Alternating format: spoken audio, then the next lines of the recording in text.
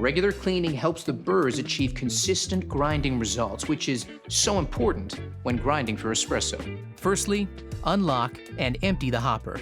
Then remove any remaining coffee beans. Replace and lock the hopper. Set the grind size to maximum and then run the grinder until empty. Unlock and remove the upper burr by pulling the wire arm up and twisting counterclockwise. Clean the upper and lower burr with the burr brush. Clean the grind outlet with the grind outlet brush. Align the index marks and push the upper burr firmly into position. Lock the upper burr by rotating clockwise. Insert the hopper and lock. Return your grind setting to its previous position.